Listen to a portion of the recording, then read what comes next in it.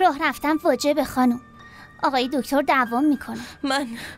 من دیگه تحمل ندارم، نمیتونم راه برم. میخوام بشینم. باشه بشینیم. چقدر راه برم دیگه؟ آروم آروم آروم باش، آروم آروم. دستمو ول کن، دستمو ول کن خانوم. بله. شما برید ممنون. ببخشین. باشه اصلا تنبیه هم کن. منو ببین، اگه چیزیت میشد من جون میدادم. عصبانیت بسه دیگه. نه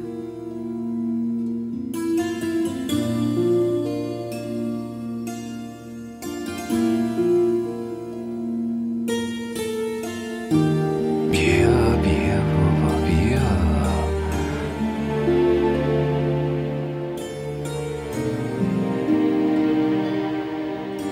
تو با ارزش‌ترین چیز زندگی منی. همه ی خوشی و رنگ زندگیم از توه. با تمام وجودم میگم.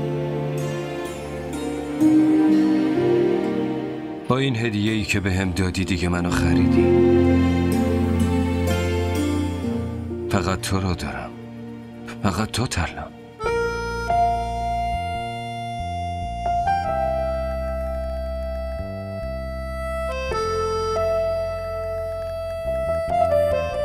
الان لحظه قشنگیه. دیگه عصبانی نباش لطفا. من خسته شدم. چی کار کنم؟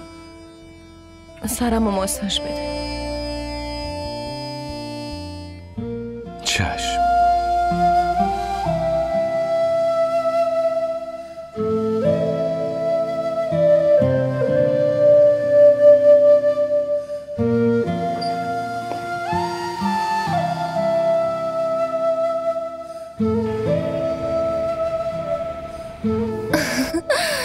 چقدر خوشگله.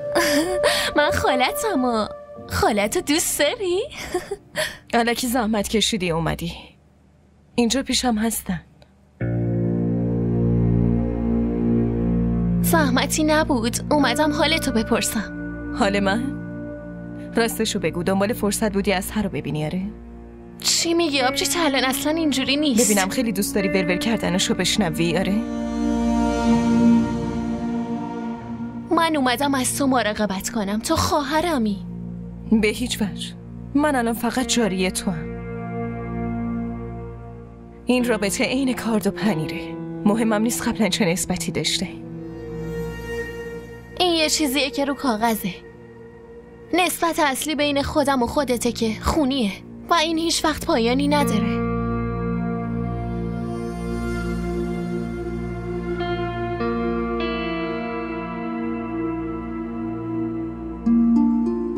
من رفتم.